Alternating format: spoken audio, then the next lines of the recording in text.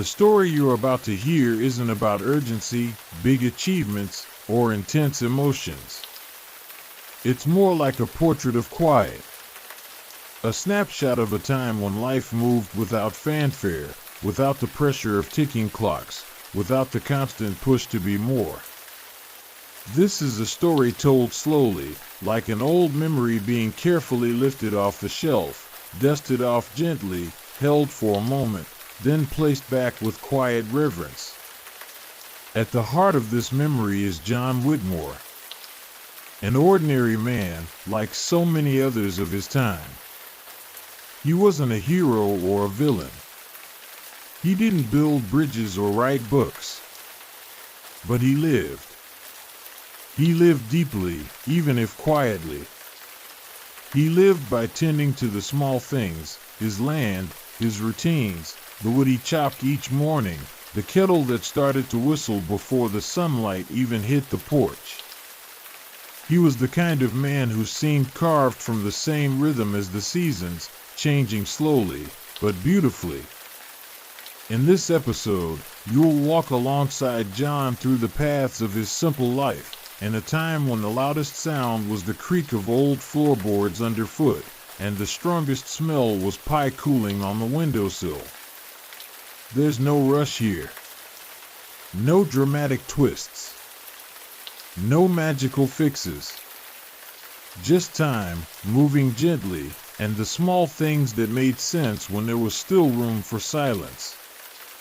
If stories like this speak to you, meant to accompany your last thoughts of the day, don't forget to like this video and subscribe to the channel. New episodes like this are posted often, always with the same intention, to leave the rush outside. So now, settle in. Let the slowness take over. And come with me into John Whitmore's first morning. The first light of dawn gently spilled over the soft slopes of the valley, wrapping the landscape in a warm embrace of orange and pink hues, slowly pushing back the deep shadows of the night. The cool, damp air, still heavy with the morning dew that lay like a silver veil over the leaves and grass, carried the unmistakable scent of wet earth rising from the fertile soil of Willoughby Farm. Off in the distance, across the hills that stretched beyond the eye's reach, golden fields of wheat began to shimmer under the touch of the rising sun, swaying slowly in the light breeze that whispered through the old trees. Silent and unmoving, guardians of that land for generations. In that year of 1832, in that forgotten corner of the American countryside, life moved to its own quiet rhythm, almost unchanging, shaped by routine and the steady pulse of nature. The distant crowing of roosters announced the arrival of another day, a simple, timeless sound that spread through the sleepy village, waking animals and people alike with its deep, insistent call. It was an ancient summons, almost sacred, carrying the promise of work, peace, and the quiet simplicity that defined that rural community. Inside the modest wooden house, built with planks worn down by time and rain, painted with a white now faded by the sun, the silence of morning was broken only by the faint creaking of the floorboards and the soft rustle of curtains stirred by the cool breeze drifting through half-open windows. The two-story house held a simple, cozy charm, a refuge against the vast, wild world outside. John Miller, a middle-aged man with a sun-worn face and calloused hands from years of labor, was slowly waking. His eyes, still heavy with sleep, reflected the calm of that moment, when the world seemed to open up slowly, almost in slow motion, just before the day's work began. He took a deep breath, feeling the fresh air fill his lungs, and noticed the steady rhythm of his heart, beating with the quiet peace of someone who knew his place in the world. He sat up on the solid wooden bed, crafted by his own father, and let his feet touch the cold floor. He pulled on his worn leather boots, shaped by years of walking the fields, and put on his simple cotton shirt, stained in a few places, but always carefully washed and ironed. He glanced around the room, where everything had its place, the old handmade wall clock, ticking close to 6 in the morning, his wife's rocking chair, draped with a shawl and a book, the window that looked out onto the orchard, where the first fruits were beginning to ripen under the sun. In the kitchen, the soft warmth of the wood-burning stove filled the space, bringing a quiet comfort that touched every corner. Mary, his wife, was already up, her brown hair pinned in a loose bun, revealing the gentle lines of a face that held both the strength and tenderness that held their home together. She was slowly kneading bread dough in a clay bowl, while the sweet, comforting smell of yeast filled the air. On the table, the iron kettle was steaming, announcing the fresh coffee that would soon be served. John smiled at Mary, a small gesture full of years of quiet companionship. No words were needed in that moment. Just being together said everything. Coffee was poured into plain porcelain cups, and the still warm bread was sliced with care, each piece passed from hand to hand before being brought to the lips. The taste was humble, but enough to warm both body and soul for what lay ahead. After breakfast, John stood and walked out to the barn. The sounds of the animals blended with the stillness of the countryside, creating a quiet symphony, horses softly whinnying, chickens scratching through dry straw, a pig grunting lazily in its pen. With firm, gentle hands, he checked the animals' health, stroking their necks and examining their hooves, feeling the deep connection between man and creature. Each gesture was part of an old ritual, a well-rehearsed dance that tied the man to the land and to the life he nurtured. Plowing the earth, planting seeds, tending to crops and livestock, it all formed part of a natural cycle, where hard work was interwoven with a quiet, graceful beauty. John knew his role was vital, not just as a provider, but as a guardian of a tradition passed down through generations. As he walked across the fields, the firm soil beneath his feet brought a sense of stability and belonging. He watched the first butterflies of the morning, their slow, lazy flight matching the calm pace of the day's awakening. Dragonflies, with their translucent wings, seemed to dance in the air, while wildflowers, shy and delicate, began to open under the sun's touch. The world seemed to wake with infinite patience, each moment full of meaning. Farther ahead, in the village, life moved just as calmly. Children ran along dirt paths, their clear laughter echoing like music in the still cool morning air. The shops began to open, with bakers pulling fresh loaves and cakes from their ovens, filling the streets with sweet, inviting aromas. The wooden church, with its modest bell, stood tall and quiet, a keeper of stories and promises exchanged between the faithful and time itself. John paused for a moment in front of the small schoolhouse, where the faint sound of a pen scratching on paper reached his ears, mingled with the soft voices of children learning the alphabet.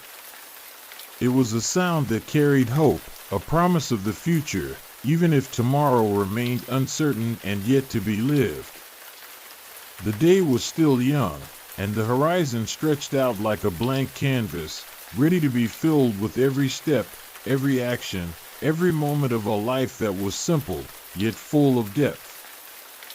John felt himself part of it all, connected to every tree, every stone, every soul that called that place home, untouched by the rush of the modern world.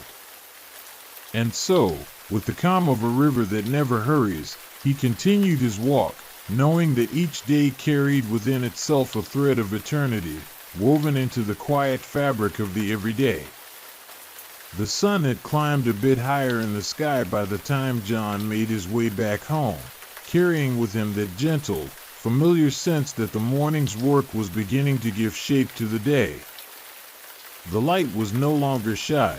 It was a golden glow spreading across the fields, glinting off the tree leaves and the thin glass windows that shimmered slightly, hinting at the calm warmth settling in. The air now held a touch of heat, mixed with the scent of fresh earth and newly cut hay. The breeze kept whispering its old stories, carrying with it the chirping of crickets and the occasional distant call of a crow, adding a kind of musical counterpoint to the peacefulness of the scene. Inside the house, Mary continued her chores, each movement careful and deliberate, a reflection of the simple, yet essential life that kept their home running. The soft creak of the iron faucet, the gentle tapping of the soap against the wooden sink, the quiet snap of wet clothes being wrung out and hung on the line with hand-carved clothespins. All of it came together as a quiet symphony of an ordinary day. The kitchen, with its spice rack lined with tiny ceramic jars and copper utensils that caught the light just right, felt like a small sanctuary where everything had its place and purpose. While Mary tended to the bread that was now resting, ready for the oven, John took off his straw hat, set aside after the early morning chores, and settled onto the front porch. The rocking chair, with its slow and steady rhythm, invited rest and reflection. The view stretched out before him like a living painting, green fields, tall trees, the modest village off in the distance, and the creek winding its way through the valley, glistening like a silver ribbon under the sun. In that moment, John felt the breath of the world around him, the steady heartbeat of life moving along, undisturbed and serene. He watched the clouds, soft and slow, drifting across the blue sky with the same calm he felt in his own chest. Every little thing caught his attention, the way the leaves on a nearby maple tree swayed gently, the shadows stretching across the lawn, the occasional bird slicing through the air in search of insects. As the morning settled in fully, neighbors started appearing, bringing with them the gentle rhythm of community life that gave the land its pulse. There was no rush, no urgency, just the slow, steady movement of people who had known each other for years, their lives woven together in quiet conversations and understanding glances. The distant sound of wagon wheels on the dirt road blended with greetings and soft laughter exchanged between old friends. One of the first to arrive was old Samuel, a white-haired man with kind eyes, well known for his stories and knowledge of the wild medicinal plants that grew in the nearby woods. He brought a sack of sunflower seeds to trade for some fresh eggs Mary had gathered earlier that morning. Trade here was simple, built on trust and mutual help, a system that had worked just fine for generations. John walked over to Samuel, and the two shared slow, thoughtful words that felt more like a ritual than a casual chat. They spoke about the weather, the quality of the soil, the hopeful signs of a good harvest, the health of their families.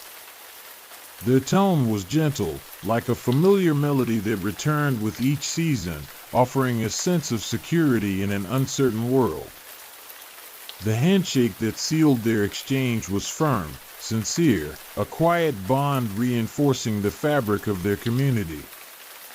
Off in the distance, the sound of the church bell signaled the time for morning prayer, a sacred pause that anchored the heart of this town. Women in long, plain dresses, their hair tied in neat buns, began gathering on doorsteps, ready to walk together to the small wooden chapel. Sleepy children were called in for breakfast, and the men prepared to return to their work in the fields and workshops. John checked his pocket watch, a cherished gift from his father, which he always carried with care in his shirt pocket. There was still time before the heavier tasks of the day began, so he decided to walk over to the orchard, a place that brought him peace and where the fruits promised future harvests. The apple trees were heavy with fruit, their branches bowed under the weight of red and golden apples, glowing like gems in the sunlight.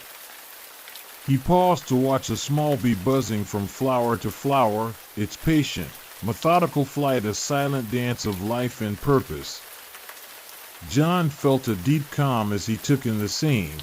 Everything seemed part of a larger harmony, a delicate balance that sustained not just the farm, but the lives of everyone who called this place home. He recalled his father's words, who once told him that the secret to happiness was in accepting the natural rhythm of things, and living with patience and without haste, just as nature does. In that moment, life felt like a moving painting, where every color, every shadow, every sound had its perfect and necessary place.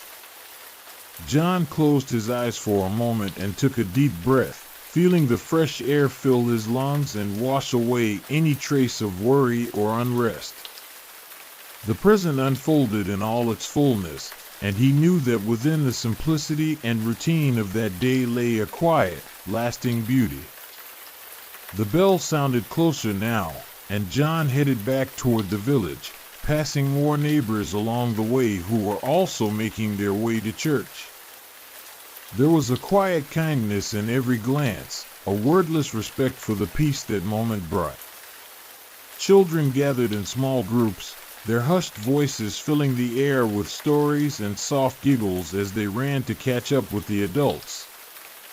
When John reached the church, he found his usual spot on the simple wooden bench, which creaked under the weight of generations who had sat there to listen to the Reverend's words. The church was small, its stained glass windows filtering the light in soft tones, and the altar was adorned with wildflowers and lit candles. The air inside was cool, carrying the faint scent of wax and old wood. As the prayer began, voices low and steady in unison, John once again felt his connection to that place and that time. The words were plain, but filled with meaning, speaking of hope, faith, and the importance of living with kindness and patience. The moment felt like a collective breath, a pause in the flow of time where everyone there came together in a shared feeling of peace and belonging. After the prayer, the group slowly dispersed, returning to their daily routines with a renewed sense of calm and purpose. John decided to stop by the local market, where farmers brought their goods to trade and sell. The market was a place of gathering, where stories crossed paths, news was exchanged, and human warmth lived in every gesture. He strolled through the stalls, admiring the fresh vegetables, the handmade cheeses, the colorful fabrics, and the artisan pottery. He chatted with a few neighbors, exchanging kind, easy words about the harvest, the weather, and the small joys of daily life. Every detail of that place reinforced the sense of community and continuity, like each action was a note in a melody that would never fade. By the time he returned home in the late afternoon, John carried with him not just the fruits of a productive morning, but a deep feeling of fulfillment and serenity that only a life of honesty and simplicity could provide. He knew that tomorrow would bring its own challenges, its own struggles and tasks, but in that moment, what mattered was the peace of having lived one more day in harmony with the world around him. And so, as the sun began its slow descent on the horizon, painting the sky in soft shades of pink and gold, John prepared for rest, cradled by the eternal rhythm of life in the valley, where every moment was an invitation to slow down, breathe deep, and simply be. Night slowly settled over the valley, bringing with it a gentle coolness that spread through the air like a soft, quiet blanket, calming even the most restless thoughts.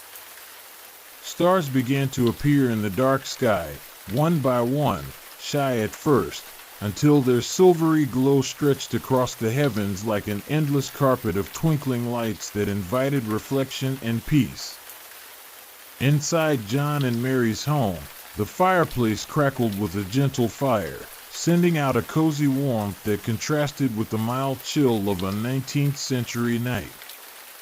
Mary, after a full day of tasks that might seem simple but required care and attention, now sat with an old book in her hands, its cover worn, pages yellowed, a treasure that once belonged to her grandmother. Firelight danced across the words as she read aloud in a low, almost whispering voice, stories from times gone by, family tales, and little life lessons that felt timeless. It was a moment of pause, a quiet connection to the roots that grounded her present. John, meanwhile, was calmly preparing dinner. The kitchen, with its weathered wooden cabinets, a rustic pine table, and simple tools, was a stage for the small routines that filled everyday life. He slowly sliced the salted pork, seasoning it with herbs from the garden and crushed garlic, as the aroma began to drift through the room, promising a meal that would soon gather the family together.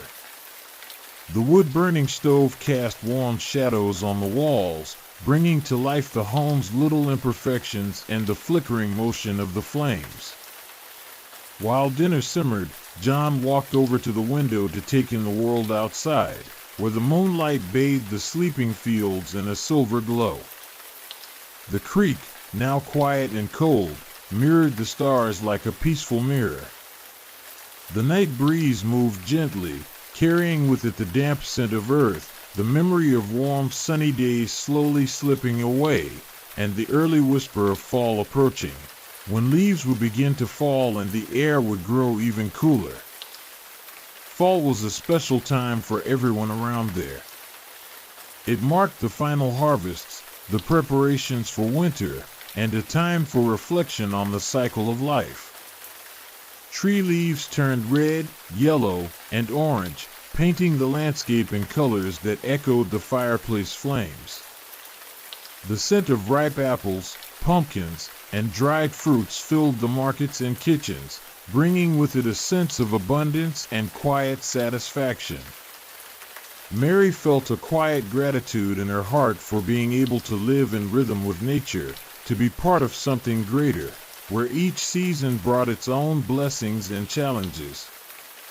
She thought about the stories her mother told her as a child, stories about how life in the countryside required patience, hard work, and a deep connection to the land. All of it rang true on that peaceful night, as the world around them grew still, preparing for a well-earned rest. Across the house, John was finishing setting the table. Every detail mattered to him, the ceramic plates, the simple hand-blown glass cups, the linen napkins folded with care. He liked to think those small gestures, seemingly insignificant, were the invisible glue that held the family together, gave meaning to routine, and created lasting memories. When Mary finally sat at the table, her eyes met John's, and a quiet smile passed between them, a shared understanding, a bond deepened by the simplicity of living side by side. They ate slowly, savoring the food, the company, and the comfortable silence that only people who truly know each other can share. Outside, crickets sang their nightly serenade, and the wind moved the white curtains gently. After dinner, John picked up his guitar, an instrument he had kept since his youth, still capable of sweet chords and soft melodies. He sat on the porch, where the rocking chair still swayed slightly, and began to play a tune that felt made for the moment, slow, calm, full of pauses that let the soul drift freely. Hearing the music, Mary felt a deep peace wash over her. She set her book aside and moved toward the doorway, sitting beside him and letting the sound of wood and strings fill the quiet of the night.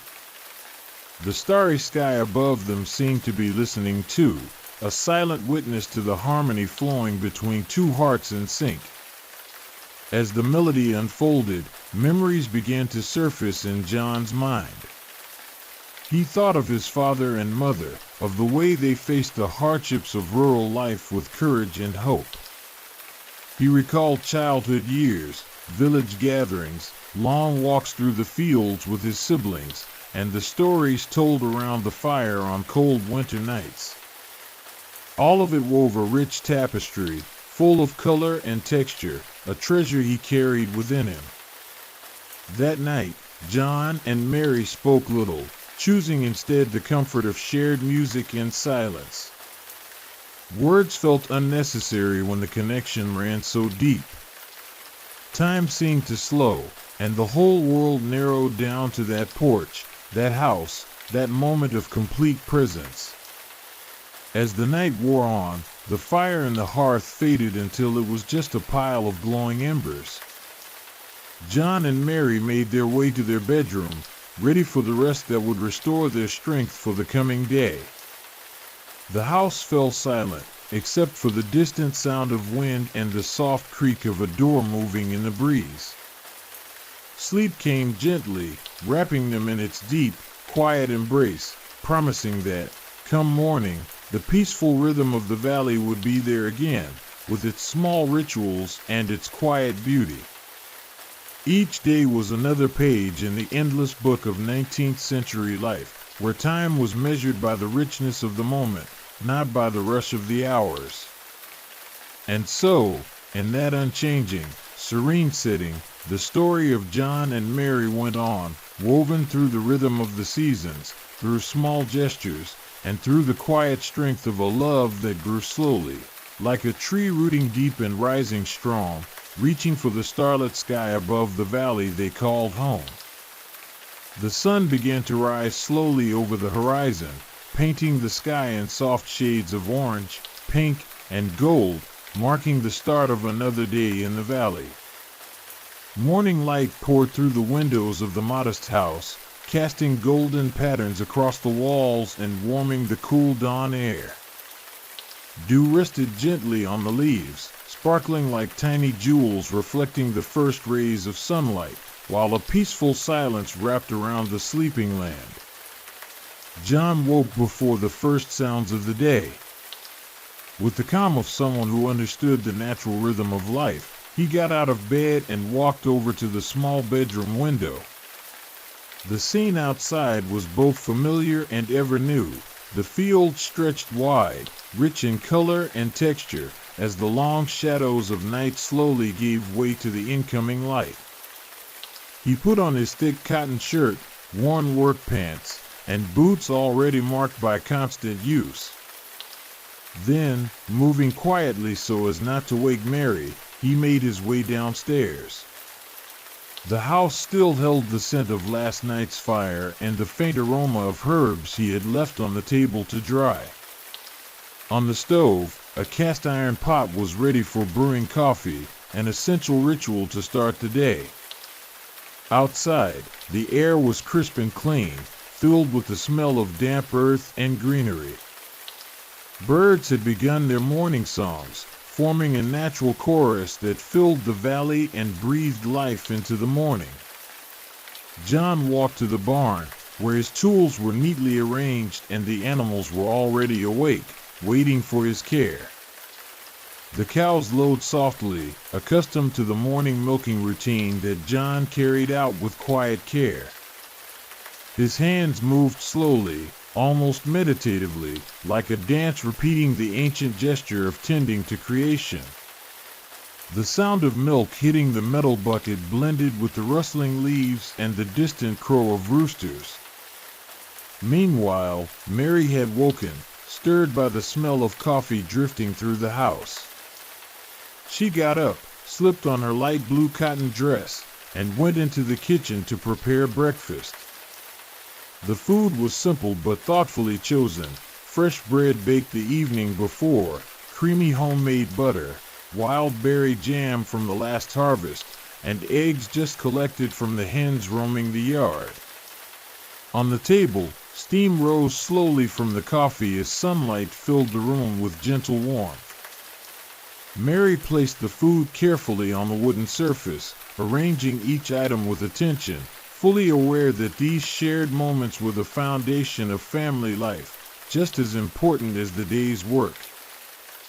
John walked into the kitchen with a calm smile and sat beside her. The coffee was poured into enamel mugs, simple, sturdy, and reliable, and the silence between them was warm, filled with a wordless understanding. They ate slowly, savoring each bite, each texture, letting the moment stretch. After breakfast, Mary gathered the clothes left out to dry and began folding them with care, while John planned out the day's work. They needed to tend to the cornfield stretching behind the house and prep the soil for the next planting season, which would begin after winter. Farming was hard, demanding work, but John and Mary faced every task with the patience and determination that life in those times required. Every seed planted, every row tended, was a quiet promise of sustenance and continuity, a pact with the land and with the future. Mary remembered the stories her grandmother used to tell about harsh winters and the hardships earlier generations endured, surviving through the strength of community and wisdom passed from hand to hand.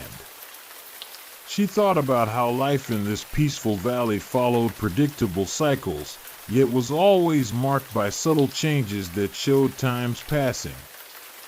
Throughout the morning, the sound of tools striking the earth, the laughter of neighboring children playing nearby, and the soft jingling of cowbells formed a quiet, steady soundtrack that filled the air with harmony. The rhythm of the seasons guided every motion, and even the smallest interruptions, a passing cloud, a bird in flight, a short rest under the shade of an old oak, were part of the perfect balance of their routine. As the sun climbed higher, bringing its stronger warmth, John and Mary allowed themselves a short break under the wide shade of the old apple tree in the yard. There, among the gently swaying leaves, they shared simple words and quiet glances, strengthening the bond between them. Mary picked a ripe apple, its red skin glowing in the sunlight, and offered it to John, who accepted it with a grateful smile. It was a small gesture, but rich with meaning, a quiet act of care, trust, and love nurtured through the years. The day moved on in its natural flow, each moment a thread in the tapestry of life in that valley. No rush, no anxiety, just the quiet certainty that as long as they worked together and honored the rhythm of the land, the future would unfold as it was meant to. As afternoon approached, the sky began to fill with light clouds, signaling the coming of rain, gentle but necessary to keep the soil fertile and secure the next harvest. The soft patter of raindrops on leaves and rooftops sounded like a lullaby for the earth, a quiet invitation to renew.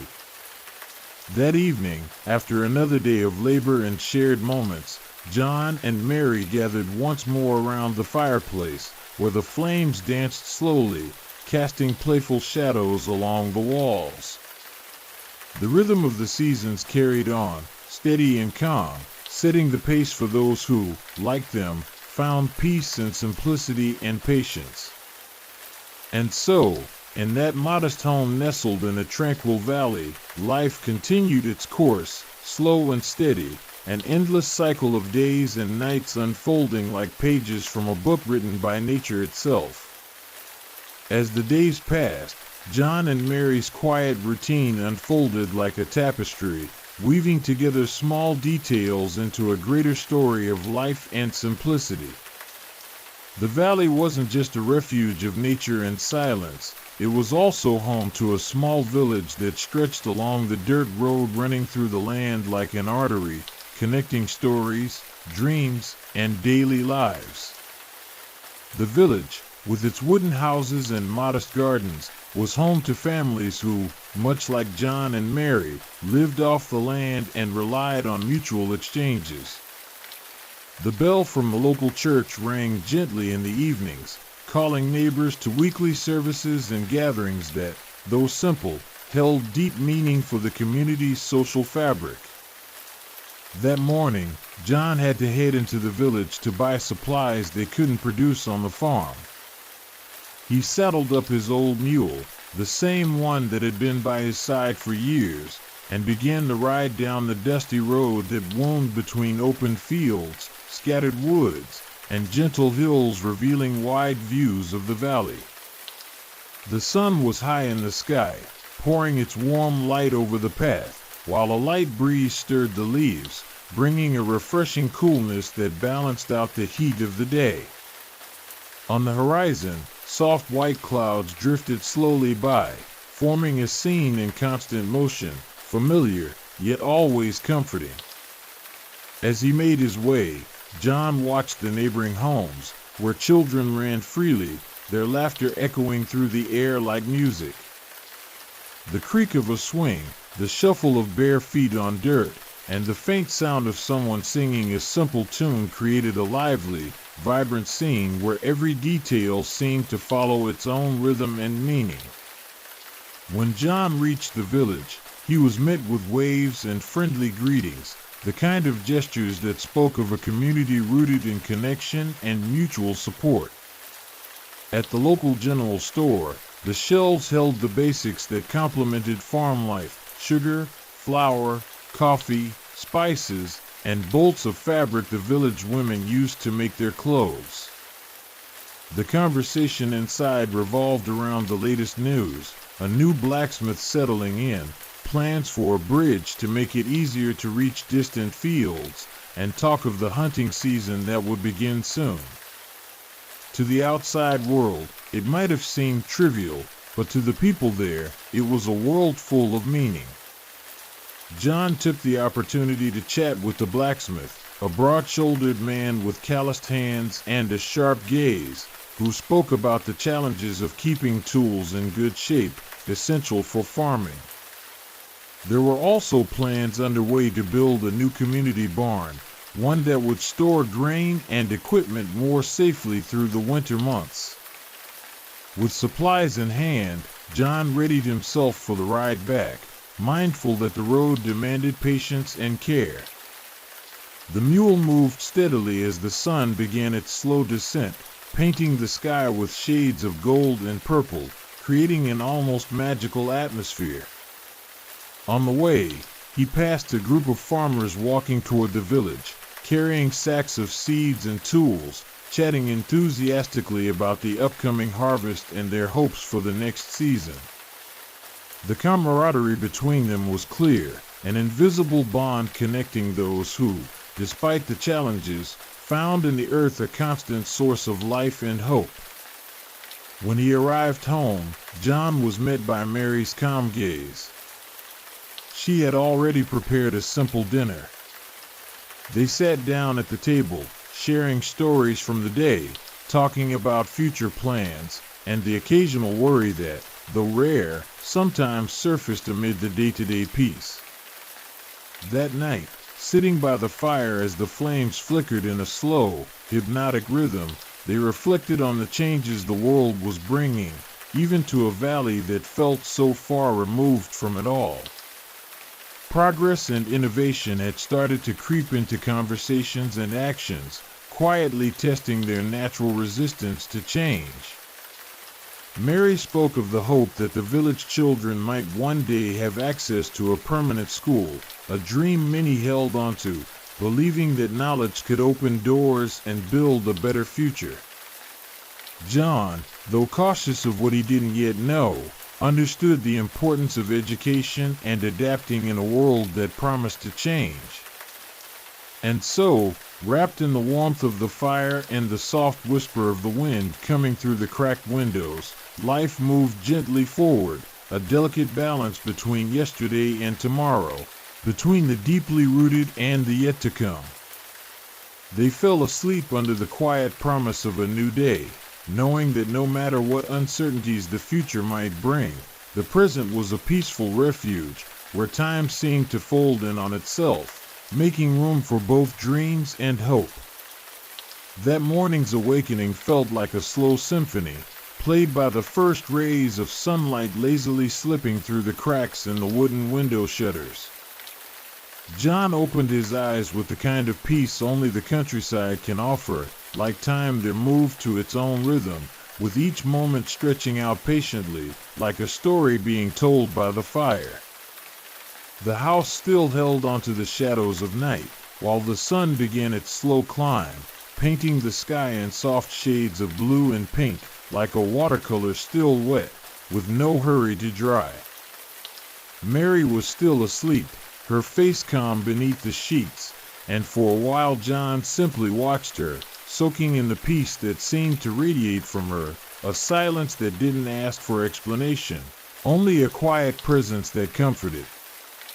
The fresh morning air carried the scent of damp earth from the misty rain that had fallen during the night, a wet, fertile smell that came with the promise of growth and change. He got up carefully so as not to disturb her sleep and walked to the modest kitchen. There, he lit the wood-burning stove, the soft crackle of fire breaking the stillness like a gentle reminder of life. He brewed coffee, strong and rustic, with a bitter flavor that warmed the body against the morning chill. The steam mingled with the cold air, creating a brief, ghostly fog that danced across the fogged-up window. By the time Mary finally woke, the day had fully arrived.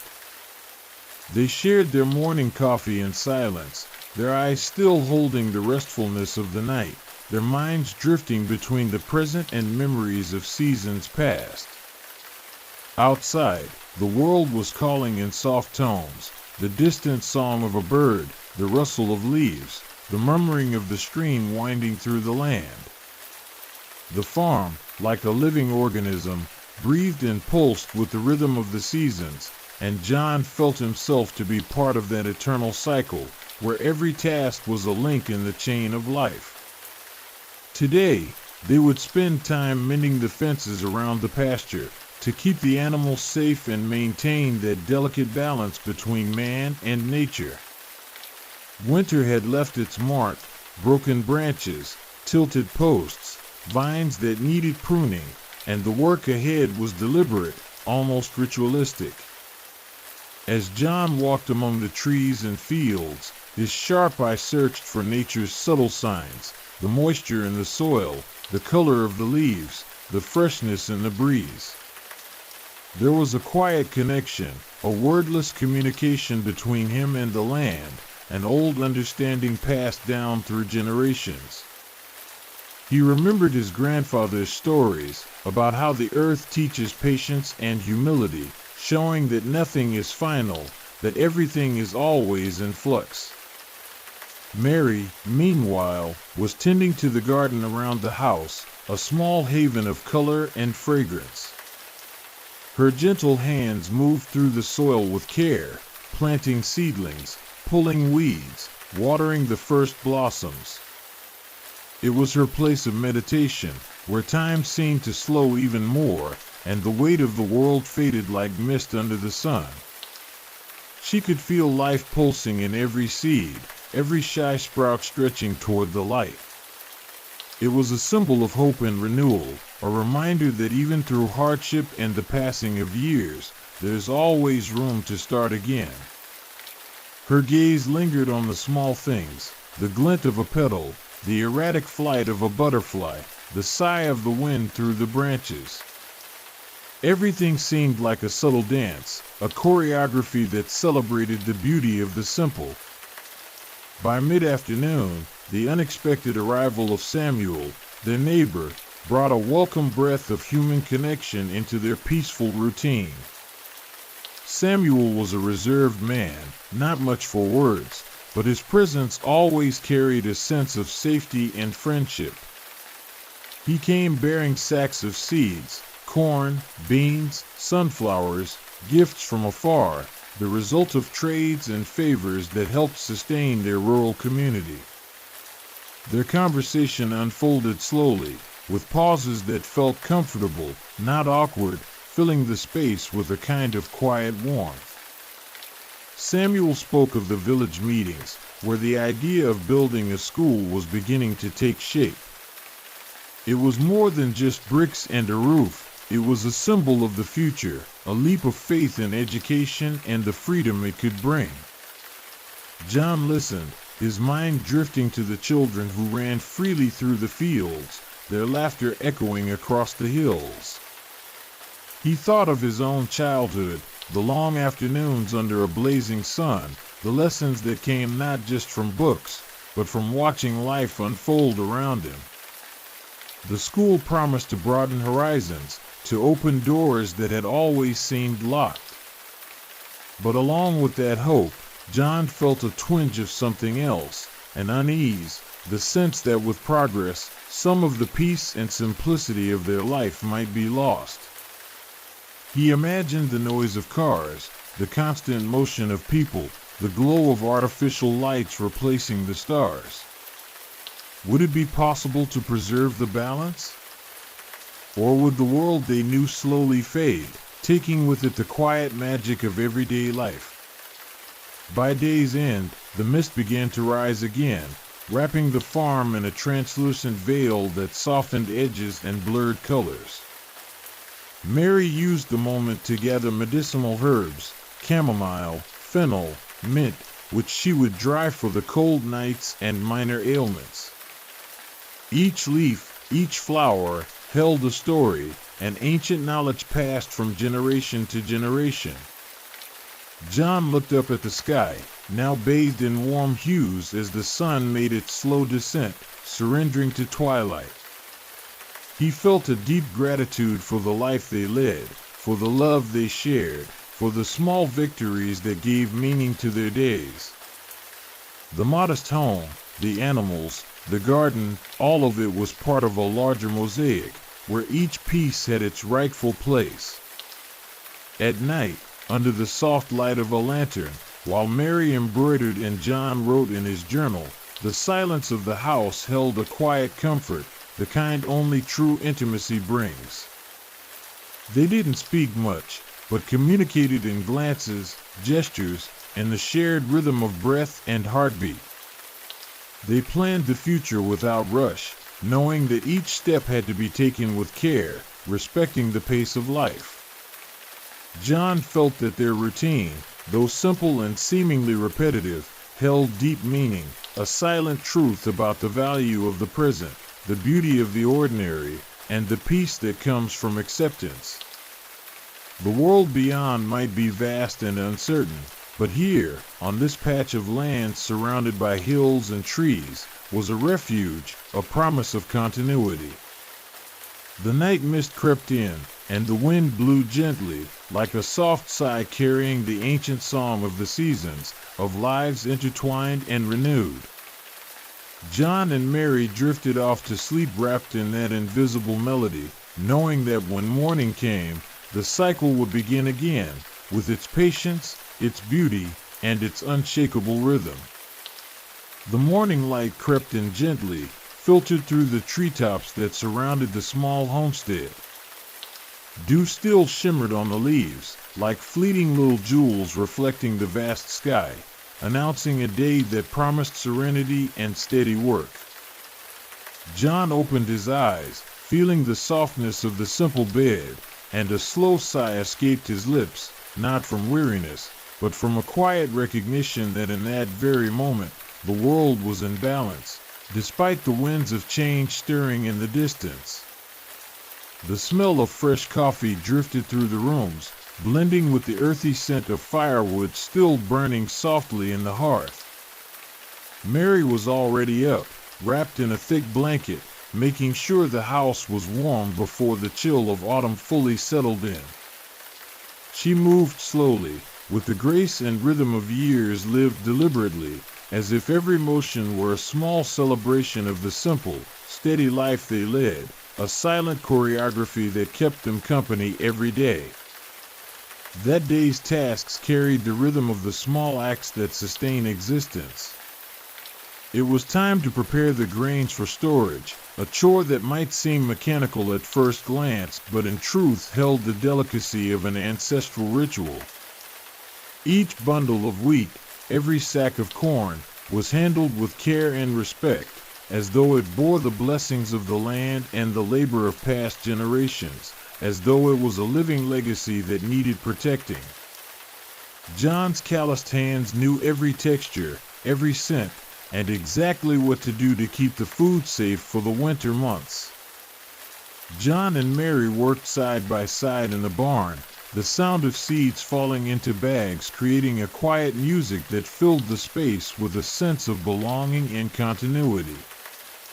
Their eyes met from time to time, sharing a silent connection built over years, a bond that didn't need words to be affirmed, but lived in each touch, each glance. The silence between them was comfortable, filled with meaning and warmth. As they organized the harvest, John's thoughts turned to the changes the outside world was beginning to bring. Visitors from the village brought news of railways expanding, cities growing with the fast pace of industry, and new technologies promising to reshape everyone's lives. It was a time of transition, where the old and the new met in a delicate balance, and the countryside had to find its place in this shifting landscape, caught between preserving what was familiar and adapting to what seemed inevitable. Mary felt that same unease, but it was tempered by a quiet determination. She tended the garden with even more care, as if her bond with nature could help preserve something essential amid the coming changes. Her knowledge of herbs and medicinal plants wasn't just practical, it was cultural heritage she was determined to keep alive.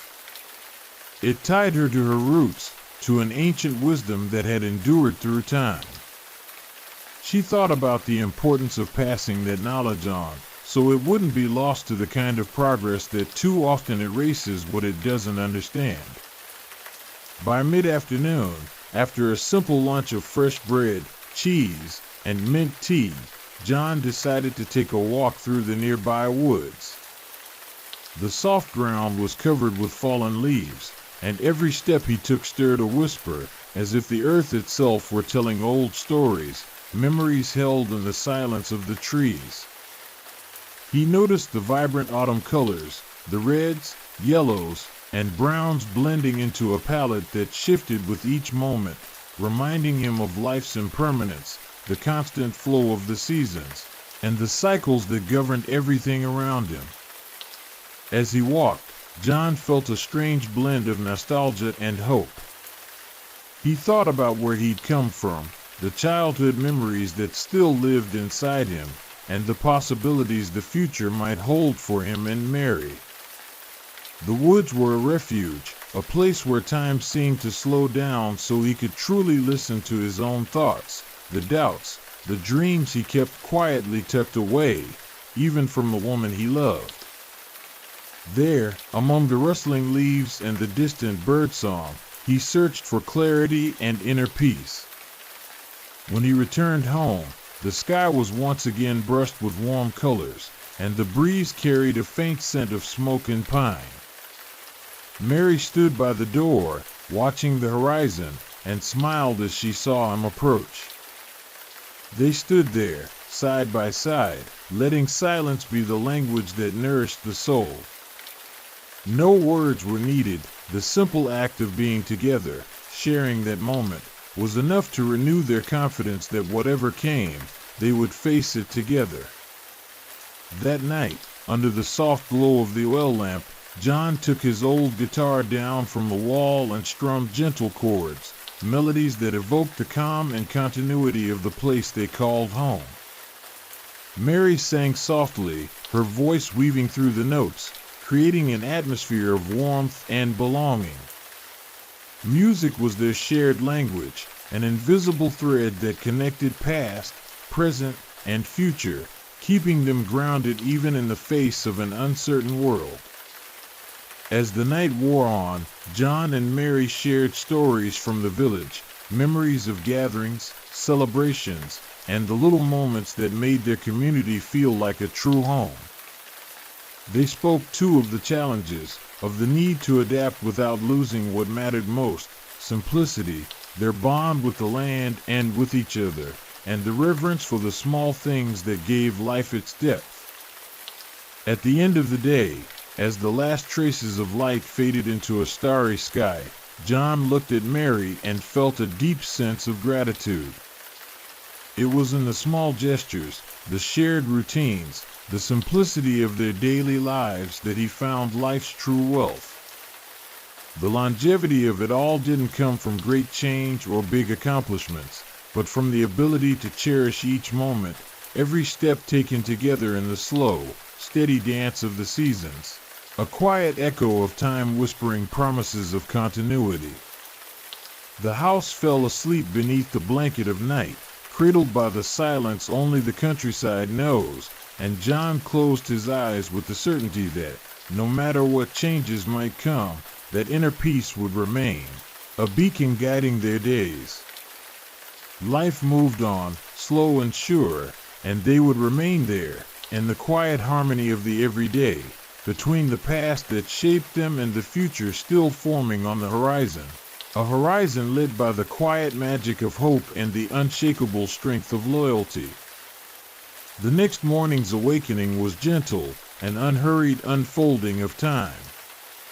Outside, the sky was still dressed in the early light of dawn, painting the scattered clouds in shades of pink and gold as they drifted across the heavens.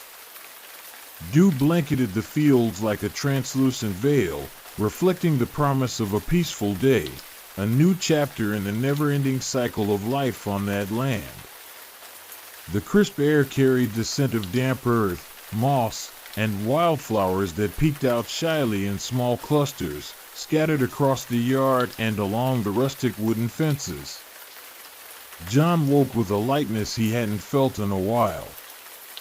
Maybe it was the rest he'd finally allowed himself, or maybe it was the calm he was beginning to find in the rhythm of daily life, and the small rituals that kept the world in order. Slowly, he stretched out his arms and felt the wooden floor beneath his bare feet, a simple touch, almost insignificant, yet carrying an unseen depth. It was as if each step reaffirmed his connection to that land, to time itself, and to the stories rooted in that place.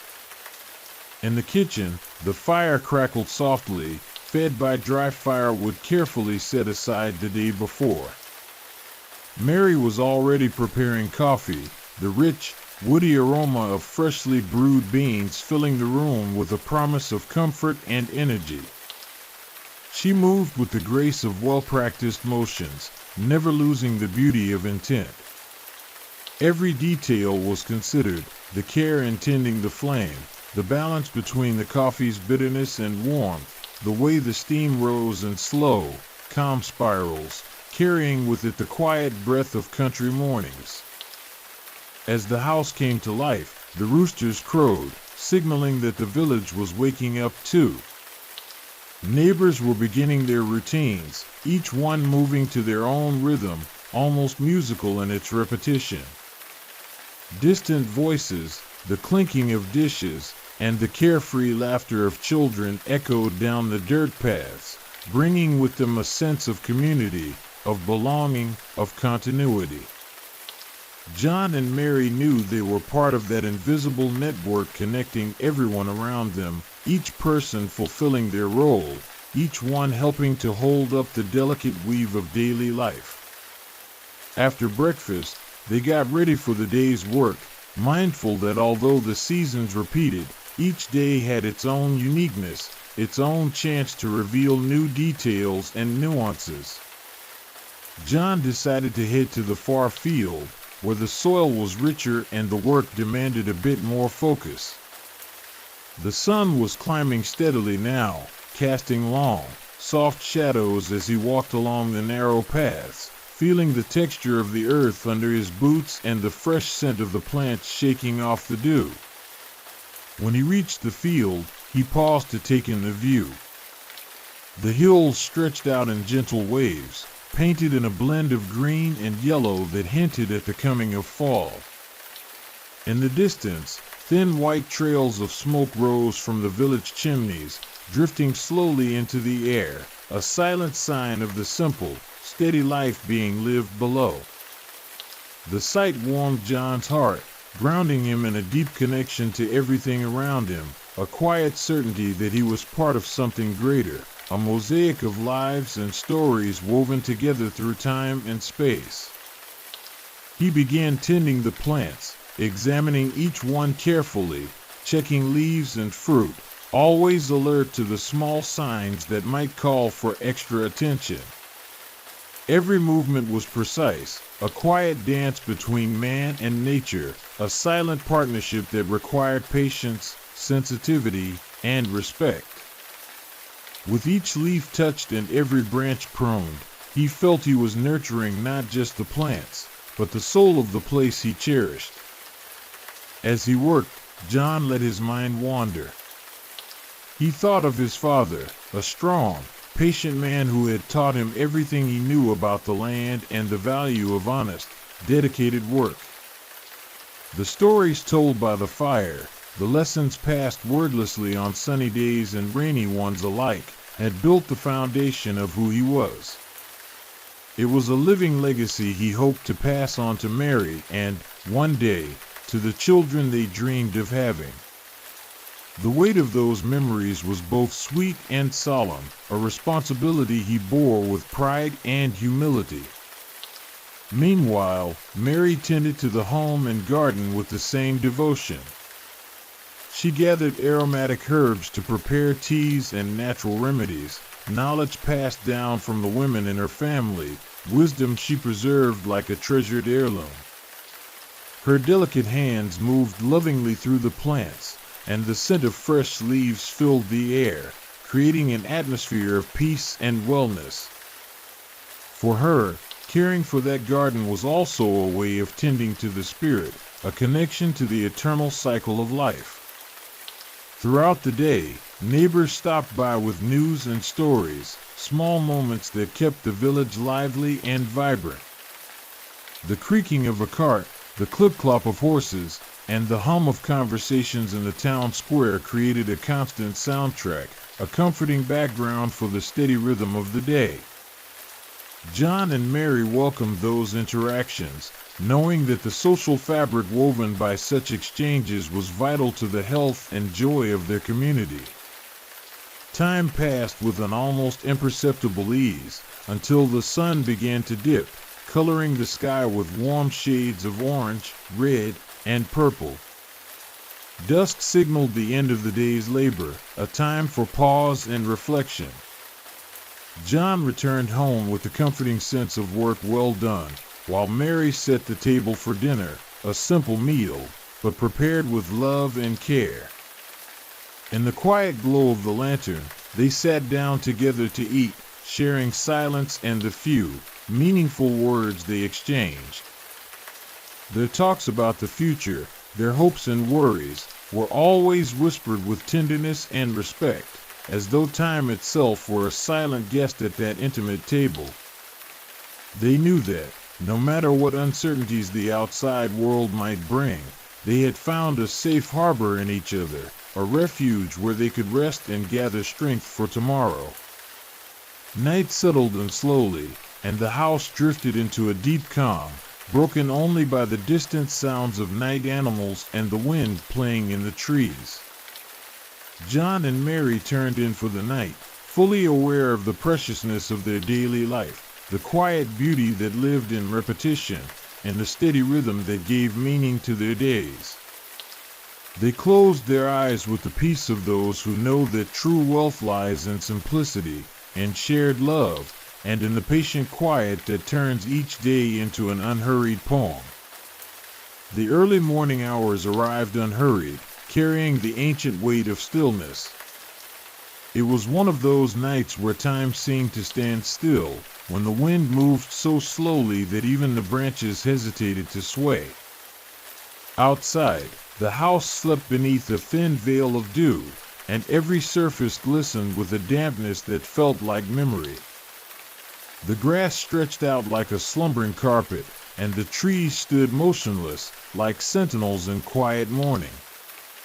The sky, starless, was a muted dome where the moon barely hinted at its presence behind thick layers of cloud.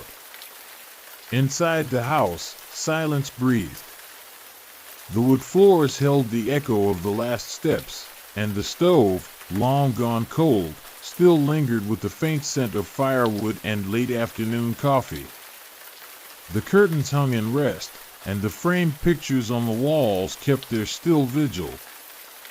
Dishes dried in the rack, catching the pale moonlight like eyes that never stopped watching. The world felt suspended, a slow wait between an ending and whatever would come next. Upstairs, the couple's bedroom was a refuge where time had given up trying to move. John lay still beneath the sheets, sunk in deep slumber. Mary, however, had woken, not from a sound, not from a bad dream, but simply because something stirred on the edges of her soul.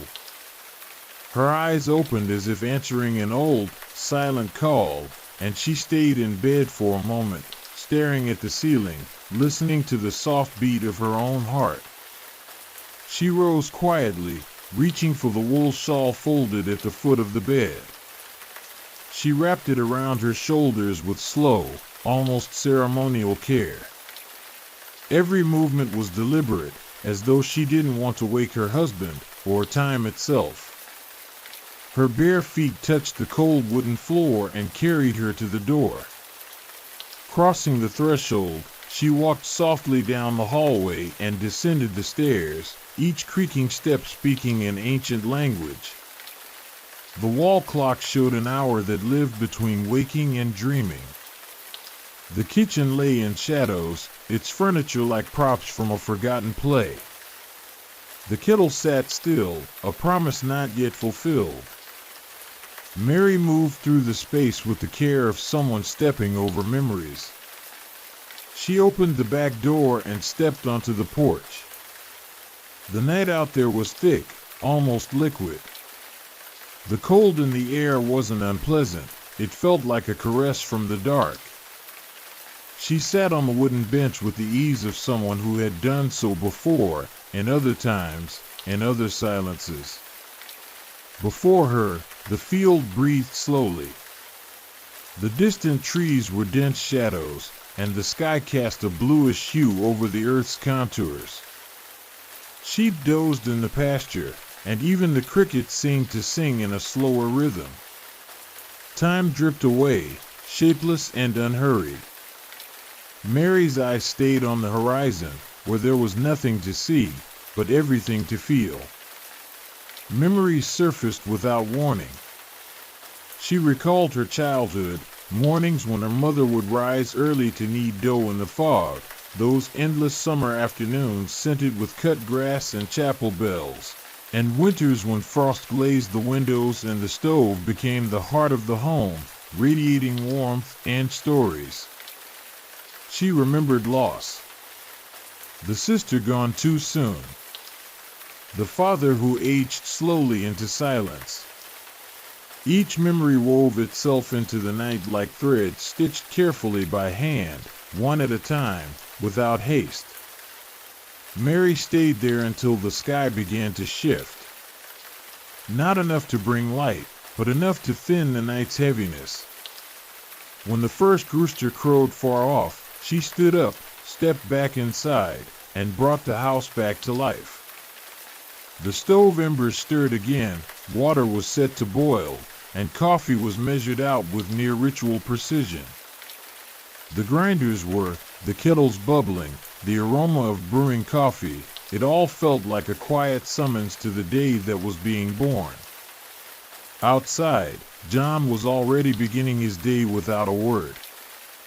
The barn needed repairs. The corn barrels had to be reorganized before the new harvest. He walked that way like one treading sacred ground. Every tool was familiar to his hands. Every crack in the wood, every rusty hinge was like an old face. The work didn't ask for speed, only care. The sweat on his brow was the signature of time he stamped into the land. Meanwhile, Mary was gathering basil and ripe tomatoes. The garden was wet, the leaves shimmering with early dew. The rich, dark soil yielded gently beneath her steps. Her hands moved delicately, touching each plant with a kind of reverence. The hem of her dress grew damp, and a few loose strands of hair slipped from her bun, swaying with the breeze. In the afternoon, visitors arrived. Old Bernard came riding a gentle horse, bringing a hand-carved bowl as a gift. He stayed for a while. They had tea on the porch. The conversation drifted around the harvest, the coming of fall, and the weddings planned in the village. Nothing extraordinary. But in their world, every detail mattered. Every name carried a memory. Every upcoming event echoed the steady cycle of the seasons. After he left, the silence returned fuller, as if the house had been waiting for it. By mid-afternoon, dark clouds had begun to gather overhead. No one was surprised. It was the kind of rain foretold by the past few days, a storm that would wash the roofs clean and renew the earth. The first drops were spaced out and heavy, hitting the leaves with a sound that was almost musical. Soon, everything was soaked. The house seemed to shrink slightly under the downpour's force, but stood firm. Inside, the oven was lit again. Mary was baking an apple cake, and the scent of cinnamon drifted through the air like a warm memory. John, barefoot, was reading passages from an old book, turning its pages with care. The storm roared outside, but inside, everything moved at a calm pace, as if the walls shielded them not just from the rain, but from the world itself. Night came before they noticed. The fireplace glowed, and the house danced in the firelight. The cake cooled on the table. Jars of honey, fresh butter, and a neatly folded linen cloth sat waiting, as if for a story that didn't need to be told out loud. When the rain stopped, the silence was complete. The earth seemed worn out. Leaves hung heavy with water, stones shimmered. Mary stepped outside for a moment to feel the damp night air. She touched the ground with her feet like one giving thanks. Her hands hung loosely at her sides. She looked up at the sky with eyes that understood more than they ever said. Later, already in bed, the sense of time faded again. There was no more sound of rain. No more chores waiting. Their bodies rested on clean sheets, warmed by the fire still glowing in the hearth. The world, in that moment, was small but whole. The world fit inside a wooden house, in a field forgotten by maps, in a midnight hour filled with silence and apples. And so the night sealed the cycle of another day, one that would never be told in stories, but would remain preserved in the rhythm of the land, in the scent of the garden, and in the weight of all the words left unspoken. The weeks passed like a slow breath over the back of the landscape. There was no rush. No sudden turns, no jolts. Just the steady passage of days, like a string of faint pulses. The winds began to shift. Morning light started arriving at a slant, with a golden tone that felt older, more seasoned. Shadows stretched earlier in the afternoons, like someone settling in to rest even before the sun said goodbye. It was the time when autumn began whispering its first signs, even if the trees were still cloaked in green. Mary sensed it all with a kind of awareness that wasn't immediate, but deep-rooted. She didn't just see autumn in the leaves, but in the coarseness of the wind, in the way the soil began to harden in the early morning, in the quiet of the birds around the house. It was as if the season, upon arriving, whispered subtle changes into the skin of the world, changes that didn't shout, but lingered. Life carried on, and that was the beauty of it. Because in that house, on that land, the extraordinary lived inside the ordinary. John went about his work with the calm of someone who understood that nothing good comes from rushing, not when it comes to soil and wood. He repaired the shed roof, replacing old shingles with new ones he shaped himself, one by one. With every hammer strike, something was reaffirmed, not an achievement, but a sense of staying.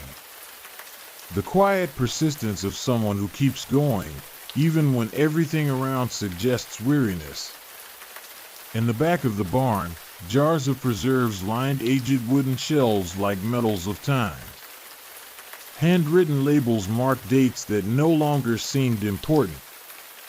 But Mary knew better. Each of those jars held a memory. Apples, plums, pears, quinces. All picked on afternoons that would never come back, but would also never be lost. Because they were there, sealed in glass and sugar. Some days, she spent long hours embroidering. It wasn't about speed or art, it was almost a form of prayer. A way to stitch time into white cloth, a way to give shape to the invisible. The needle moved like the hours did, steady, deliberate, but almost unnoticed. Outside the window, the world moved in rhythm.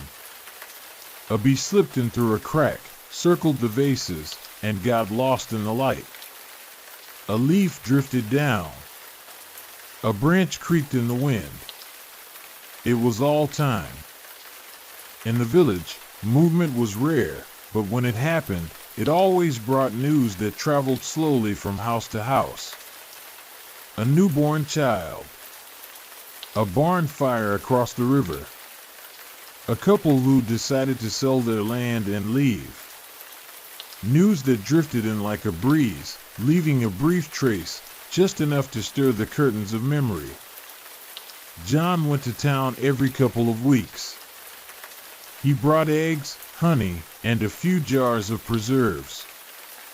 He came back with flour, oil, salt, seeds, candles, and sometimes a bundle wrapped in cloth containing some small novelty from a traveling peddler, a fragrant bar of soap, a dusty old book, a piece of fabric dyed deep navy blue. Mary, on the other hand, rarely went. Not because she didn't want to, but because she preferred to stay. There was a gentle gravity in the house that held her, as if the floorboards knew her name. One day, she climbed up to the attic. It was rare for her to go there. The space held boxes, old furniture, and unused objects filled with the weight of time. She stepped up with the care of someone walking on sacred ground. The attic smelled of dry wood and old dust. Cracks in the walls let in just enough light for everything to glow with a faded golden hue. A trunk caught her attention. When she opened it, she found photographs from another time. Some in black and white, others faded by age. People who looked different, but whom she recognized. A snapshot from her parents' wedding. A beach trip from when she was still a girl. The blue dress she wore one long ago summer. With each picture, the past condensed into silence. There was no aching nostalgia, just the sense that everything we lived through piles up in a quiet corner of the soul, waiting for the right moment to be remembered. At the bottom of the trunk, she found a notebook. No cover, just yellowed pages filled with handwriting. She recognized her mother's script. It was recipes, notes, stray thoughts. Bits of songs. Some lines without context, but full of tenderness. As she flipped through it, Mary felt her mother's presence filling the attic. She stayed there for a long while, still, just breathing in that silent reunion with what was gone but had never really left. In the days that followed, she began to write, too. It wasn't exactly a journal. Just fragments. Scattered words, sensations. She didn't want to tell a story, she just wanted to keep things. She wrote about the smell of fresh coffee, about the sound of the wind at dusk, about how the sky turned pink for a moment before dark. She noted the names of plants, the cycles of the flowers, the habits of the birds. It was as if by naming the world, she could make it stay. John noticed, but he didn't ask. He simply watched her with a respect that didn't need to be spoken. At night, he began carving small pieces of wood. Not with a goal, but with a kind of quiet devotion. He created abstract forms, sometimes faceless heads, sometimes animals that looked like they came from dreams. The little figures started to gather on a shelf in their room. None of them served a purpose, but all of them seemed to hold a piece of something that couldn't be said. Time thickened like a heavy layer. The house seemed to expand from within. There were days when Mary would spend hours just watching. The dust floating in the sunlight. The way the candle flame trembled with the faintest draft. The sound of raindrops on the roof. Tiny eternities fit into those moments. And so, the season moved forward. The first signs of change appeared in the highest leaves, which started to yellow. The sky cleared, but the air brought a subtle chill in the mornings. The bed linens were swapped for heavier blankets. Quilts gained new stitches. The stove's cabinet was stocked with firewood, carefully stacked. Everything was preparing for what was to come. And when the first autumn fire was lit, with roasted apples warming in its glow and the whole house wrapped in the scent of spices and wood, Mary looked at John, and without a single word, they both knew everything was as it should be. The world didn't need more. It didn't need less. Just that, full presence in the details, the miracle held in the everyday. And it was there, between a forgotten teacup on the table and the sound of rain on the eaves, that real time happened. Time that wasn't measured in minutes, but in presence. Time that wouldn't fade. It was one of those days when time seemed to be lurking, not rushing, not standing still, just watching.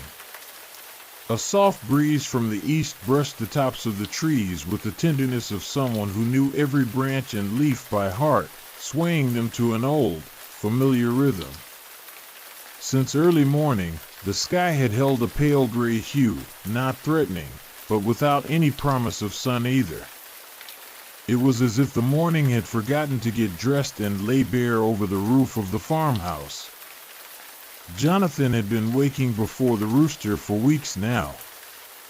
Something in his body, maybe the muscle memory of a time when work started at 5, or the quiet melancholy that clings to widowers, got him out of bed without the help of an alarm. He lay still for a few minutes, just listening to the house, the distant creak of wood settling under its own weight, the wind whistling through the cracks, and the pulse of solitude echoing softly between the walls. As he made his way downstairs, each step creaked like it wanted to speak, as if it too missed the lighter footsteps, maybe Elisa's, hurrying in a floral dress, balancing a tray of coffee, or Martha's, who always seemed to be in two places at once before cancer decided to call her away. Jonathan ran his fingers along the handrail like he was caressing a memory, then headed to the kitchen. The coffee was already ready, not because someone had made it that morning, but because he had set it up the night before. It was an old habit, passed down from his father, leave the kettle filled on the stove, the grounds measured in the cloth filter, and his favorite mug by the window. All he had to do was light the flame and wait. While the water heated, he watched the fields through the fogged glass, shadows stretching slowly across the wheat, which was just starting to turn color. He sat at the table with his steaming mug, unhurried. There were no obligations that day, at least none that required keeping time. Since the last of the kids had moved off to Boston, Jonathan spent most of his days moving between the same few rooms, drifting between voluntary tasks and involuntary memories. He still washed the porch every morning, even with no one to visit, and he cared for the garden with the same precision Martha once tended her vegetable patch, as if every flower were a quiet prayer. After coffee, he decided to walk out to the barn. The sky stayed gray, but the light was good enough for work. He carried a small notebook where he logged things to do: nail a new slat on the chicken coop, change the oil in the riding mower, check if the buckets were leaking. The barn was one of those places where time blended with space. The scent of hay, wood, and oil mixed with old memories, and the silence was always filled with sounds only the soul could hear. He spent most of the morning sorting through boxes, sweeping corners no one else would ever see, and talking softly to himself, not out of senility, like his grandkids joked, but from years of habit. Sometimes he pretended Martha was answering. Other times, he spoke as if she were still there, sitting by the upstairs window sewing, watching him with that half-smile that said more than any words could.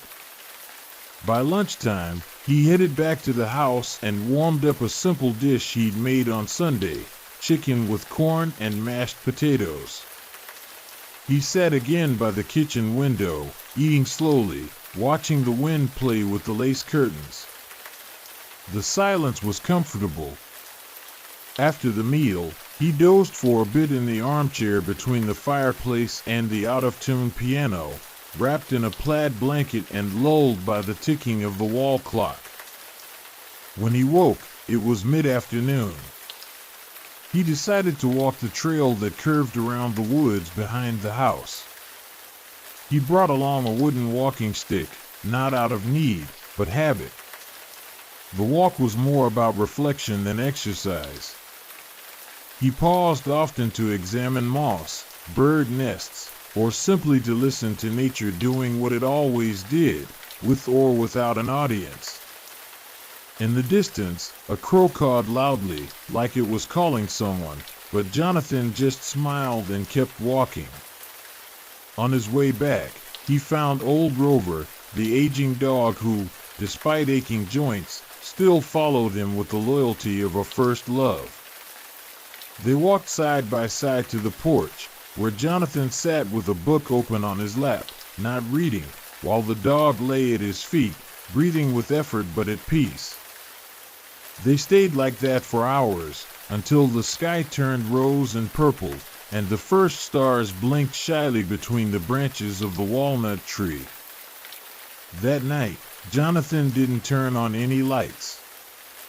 He let the darkness settle into the house slowly, like an invisible blanket. He made himself some chamomile tea and climbed the stairs at a measured pace.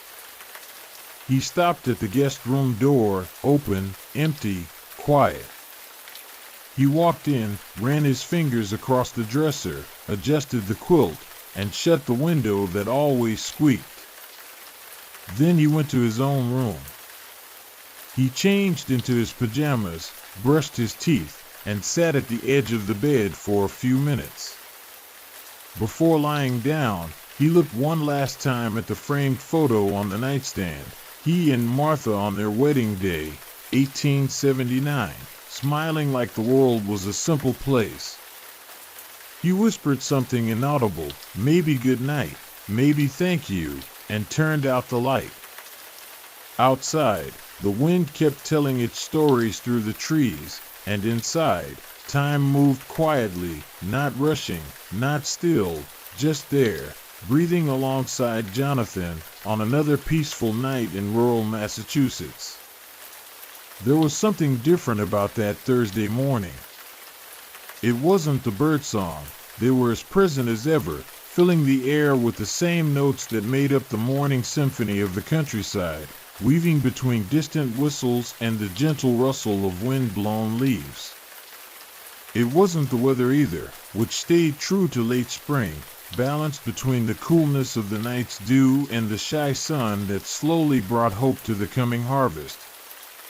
It was something else. Something hard to name, but easy to feel. The house was quieter than usual. Not for lack of sound, but for lack of presence. The kettle had been left on the stove, still full of water, but never turned on. Jonathan's favorite mug was still sitting by the window, but there was no coffee steam rising from it that morning. The wall clock ticked on with perfect precision, though no one seemed to hear it. Rover, the old dog, lay on the rug in the living room since before dawn, eyes half shut, as if he too knew something had changed. Outside, the horses waited for footsteps that never came. And the roosters, though still doing their job, seemed to crow with a little less breath. Over the years, that stretch of land had come to run like a living organism. The chickens rustled around their pens at just the right time, the wheat grew with near-military discipline, and even the bells of the village chapel knew exactly when to ring in the Sabbath. But that morning, even the world outside seemed to hold its breath for a moment. As if Jonathan's absence had been instantly felt by the very nature of the place. Yet the absence wasn't tragic. There was no panic, no rush, no crying. Just a silence full of reverence, like the kind you find at simple funerals, where the person was already old and their passing more of a release than a loss. Those who knew Jonathan, and everyone in the village did, understood he had been saying goodbye for a long time. Every morning spent alone by the window, every slow step out to the barn, every flower he watered with near-religious care was part of the preparation. He hadn't stopped living, but he had long accepted that time was now taking more than it was giving. The kids were the first to arrive. Not because anyone had called, but because each one had a habit of phoning on Thursdays. It was Andrew who first noticed the silence on the line. He tried again, and finally decided to call his older brother, Charles. Within 2 hours, all three were on their way, driving down the dusty roads they'd known since childhood, this time with their hands on the wheel and a weight in their chest. They found him still in bed, lying on his side like he was just sleeping. There was a softness in his face, a peace that brought to mind those afternoons when he napped with Rover at his feet. Martha's photo was still there, as always, though this time it seemed to be smiling back at him with more fullness. His teacup from the night before still held a trace of chamomile, now cold.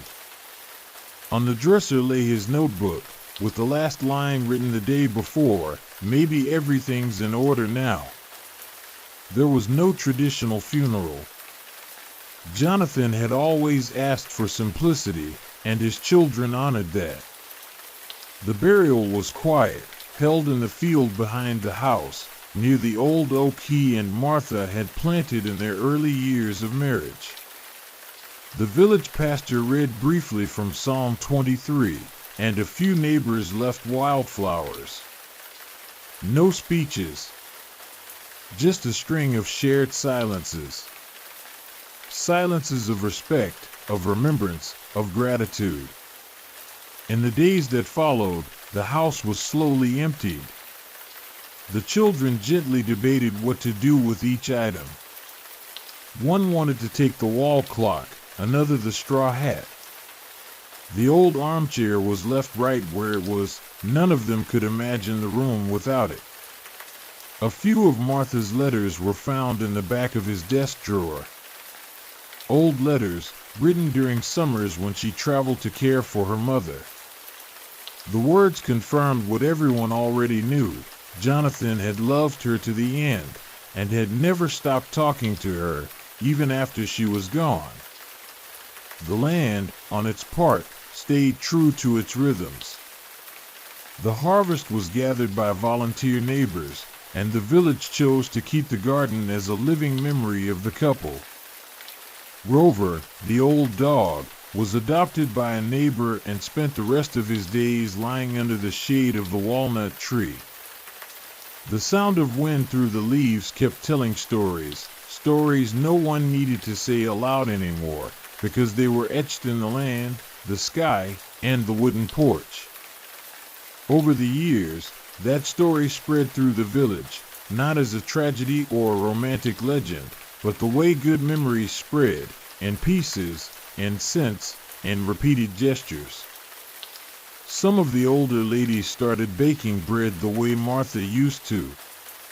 Children would sit on porches pretending to read books they didn't understand, just like Jonathan had done on quiet afternoons. The chapel bells rang differently on the anniversary of his passing, and for years, someone always placed a single white rose on the front step. And so, life carried on, with its dewy mornings, slow afternoons, and firewood-scented nights. The house stayed closed for a while, until it was turned into a community library. A symbolic gesture. Because, truthfully, everyone knew that house already held enough stories. Every wall, every tile, every window crack, it all spoke of a life. The life of a man who lived without rush, loved with steadiness, and left with the gentleness of someone who knew their part was done. And even as time moved on, and new generations grew up never hearing Jonathan's voice or seeing the kind eyes of Martha, something of that peace remained. Like the light that streams through the chapel's stained glass on Sunday mornings. Like the scent of coffee that seems to linger even when none's been brewed. Like the quiet certainty that somewhere between the fields and the sky, there's an old man sitting on a porch, a dog at his feet, waiting for the wind to bring another quiet story to rest with.